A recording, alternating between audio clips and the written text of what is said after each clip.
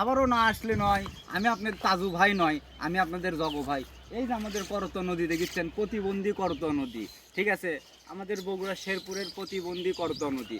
আমরা সেই ছোট থেকে দেখে আসছি যে এই নদীর বাঁধ হবি, দুই সাইড দিয়ে বাঁধতে দিবি, কিন্তু এখনো পর্যন্ত কোনো কিছুই হয় নাই, শুধু শুনেই আসছি। আজকে আমাদের বয়স 32 চলিচ্ছে, ঠিক আছে। তো যাই হোক, এই নদীতে হাঁস টলবল করে সাঁতরে ওই পার যে ঘাস খেয়ে আসে, আবার ঘাস খেয়ে টলবল করে এই পার চলে আসে।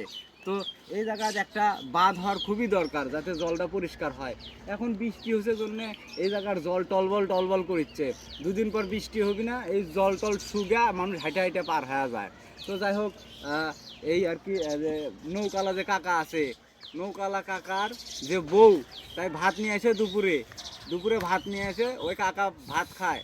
ভাত খাওয়ার পরে যে গাবলাটা আছে, ওই গাবলা দিয়ে নদীর জলই তুলে খাচ্ছিল। এখন আর সেই জল খাওয়ার মতন পরিস্থিতি নাই। আগে ছোটোবেলা ঘোলা পানি আর আসলো না, চক চক চক চক চক চক করছিল বালু।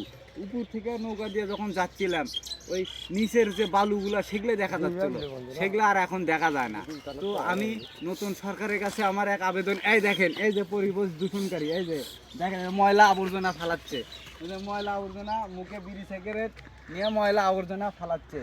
তো ও না, পরিবেশ দূষণকারী না, এই পরিষ্কার করছে না, ও পরিষ্কার করছে, আমি ভুল বলেছি, ও পরিষ্কার করছে।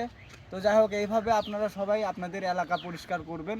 আর আমি নতুন সরকারের কাছে একটাই দাবি করছি, আমাদের এই বগুড়া শেরপুরের করতোয়া নদী, এটাকে বাদ করে দেওয়া হোক, যাতে এদিক দিয়ে মানুষজন চলাফেরা করতে পারে, দুপুর করে বিকেল করে মানুষজন যাতে হাঁটা চলাফেরা করতে পারে, সেরকম পরিস্থিতি আপনারা গড়ে তোলেন।